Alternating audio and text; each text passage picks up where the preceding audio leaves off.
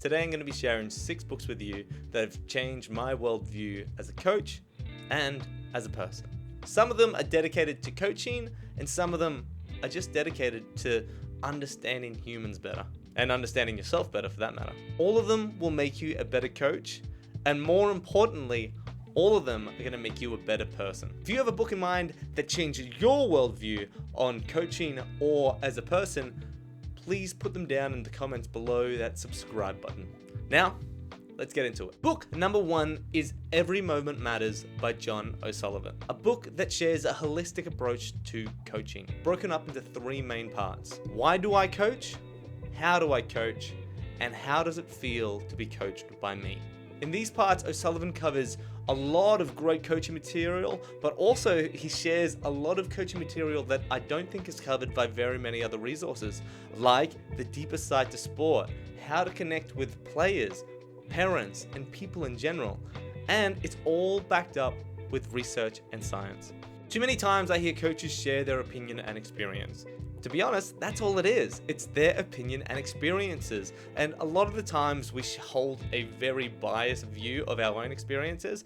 Oh, I did this, so this happened. When in reality, it's a lot more complicated than that. What I love about O'Sullivan's work is he doesn't only share the research and his own experiences, but he shares quotes and experiences from some of the best and greatest coaching minds of all time, including John Wooden, Anton Doris, and Ted Lasso. No, I'm joking. It doesn't share anything with Ted Lasso. John O'Sullivan has curated a book I wish I had when I first started coaching. It took me years of experience, many books, and many podcast episodes to get to where I am today. And I feel like the book Every Moment Matters has everything that I've learned condensed into a really well curated little experience. If you want to fast track your knowledge to coaching, go out and buy this book, because it is an invaluable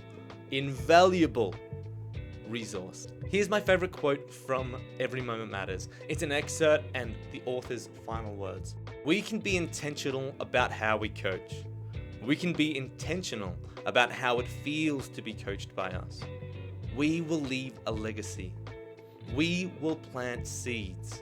We will leave a dent in the universe. And when we realize that we have been given the great privilege of being a coach and influencing more people in one season than most people get to influence in a lifetime, then we will realize that every moment matters. Every word matters. Every action matters. What a privilege it is. Yo, this hypes me up!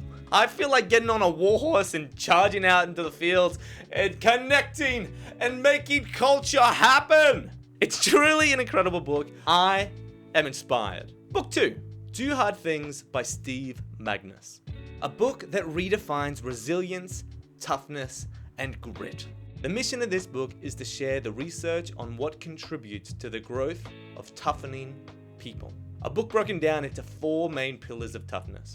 1, ditch the fakeade, embrace reality. 2, listen to your body. 3, respond instead of react. And 4, transcend discomfort. Magness shares a refreshing and intuitive take on what it means to go through hard times and become resilient, strong people. Today's usual expectation of toughness pretty much reflects what superheroes do. They're big, muscly people. They don't feel their emotions and they're somehow calm all the time. Magness flips this perception on its head with scientific research. We coach the way we were coached. We often pick up coaching cues from coaches we respect. When we see famous NFL coaches yelling at their players, we associate that with great coaching. Magness has a way of sharing these coaching examples that seem oh too familiar in such a shocking and honestly confronting way.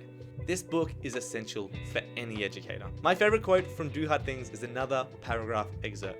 Here it is. When we satisfy our basic psychological needs, we allow ourselves to reach our full potential. Our basic needs give us a stable platform to venture away from and come back to. We can handle fear and pressure because we know that if we do fail, we will still be loved and valued. We don't get to this place through control. We get there through belonging, acceptance, and being allowed to be who we are.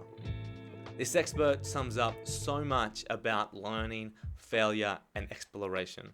And keep that in mind when you're curating your next training plan. Number 3, The Culture System by J.P. Nerbun. A book that shares the importance of the intangibles. As coaches, it's so easy to focus on the technique, the skill, the score. But Nerbun highlights the importance and the multiplicative effect that a positive culture has on the way people learn. Nerbun not only shares the positive and important effects that a positive culture has, he equips you with the tools to get there. So many professionals share, hey, this looks really awesome. If you do this, it looks really great and it's so good. Then they don't tell you the most important part, how to get there. Nerbun equips us with the tools and tells us how to use them effectively. The Culture System is a must read for any coach or coordinator trying to create a positive culture on and off the court. Nerbun also includes monthly, 6-monthly, and annual checklists to help you maintain the positive culture. He doesn't only get you there, he tells you how to stay there. My favorite quote from the Culture System is, if you want to be a better coach, you must become a better person. That just hits me hard and hypes me up because I'm like, the better I become as a person, the better I'm gonna be as a coach. And I tell this to every single person now. It's my favorite quote. Now, talking about becoming a better person. These first 3 books were focused on coaching and dedicated to coaching. These next 3 books are dedicated to make you a better person because they've made me a much better person through making me understand myself, making me understand others, and giving me tools to build. It's not just, hey, this is you, it's this is you, this is how you grow. Number 4, What Happened to You by Oprah Winfrey and Bruce Perry. A book that shares the importance of what happened to us. Bruce Perry and Oprah Winfrey share essential knowledge on trauma and its negative effects on our lives. We act, react, and respond to the world in all different ways, and we all have a brief understanding that our experiences influence these, but we don't understand to what extent. Bruce Perry and Oprah Winfrey go into depth about how our brains are written and the effects our experiences have on the way we respond to the world. Did you know the first 2 months of your life have a bigger influence than the next 12 years? That's just one tiny little snippet in this book that still challenges and amazes me. What Happened to You is a book that explains the importance of our traumatic experiences, but also gives tools and knowledge on how we can move on, support ourselves, and grow from those experiences. What Happened to You shares research and diagrams in a way that is engaging, having a conversation-esque tone of writing with beautiful watercolor diagrams. And the audiobook read both by Perry and Winfrey is in a podcast/conversational tone that also has audio inserts from previous Oprah interviews. Hearing stories from the source really adds a lot to the learning experience. What Happened to You is a book that has changed my personal worldview to the extent that I even questioned the diagnosis of ADHD that I got a year or 2 ago. That's how much it's challenging me.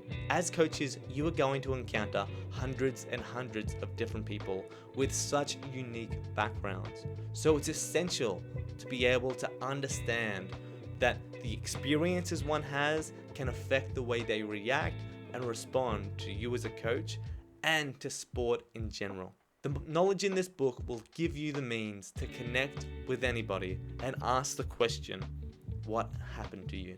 A quote that still resonates with me from this book is, very often, what happened takes years to reveal itself. It takes courage to confront our actions, peel back the layers of trauma in our lives, and expose the raw truth of our past. But this is where the healing begins. This resonates with me a lot, and I know it's not as inspirational or influential as the other quotes that I've shared, but it resonates with me because I'm 27, and up until now I thought I had a pretty normal, easy life, and that's not the case, because what happened to me is starting to reveal itself, just like Oprah Winfrey said. It's humbling and it's scary. Number 5, Marriage Rules by Harriet Lerner. Required reading for anyone hoping to interact successfully with any other human. That's the review from Martha Beck from the Oprah magazine. It is very, very true. In this book, there are 106 rules that all revolve around the same thing: connection.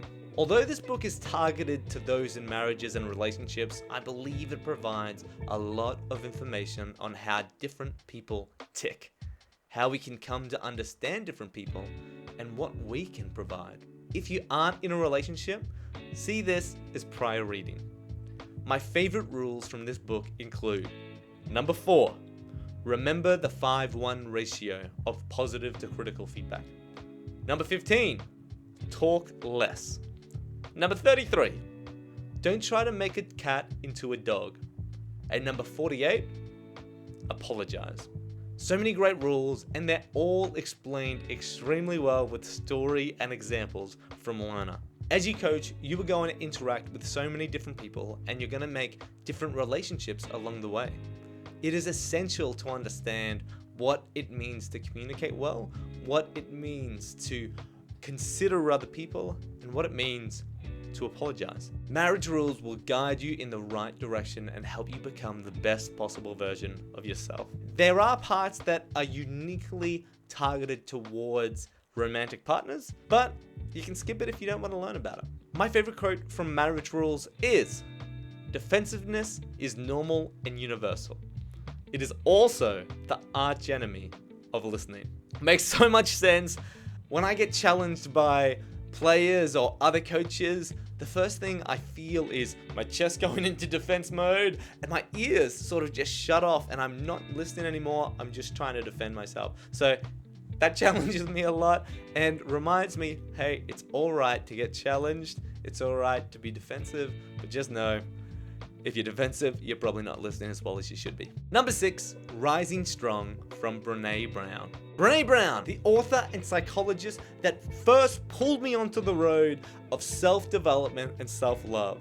And she never let me go because I'm still on that train and it's still scary, but I'm here. Rising Strong is a book that shares the importance of vulnerability, a word I rarely heard before this book, but a word and concept that has changed my perception on life.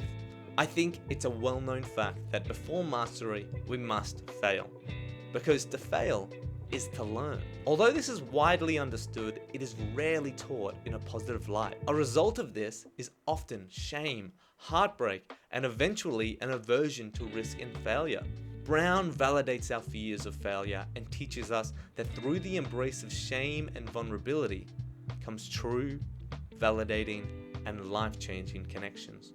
Brené Brown's Rising Strong is one of the many life-changing books in her catalog that has changed my perception of myself, others, and the experiences we all share. As a coach, you are a curator of failure. Your first step as a coach should be creating an environment that people feel safe to fail in.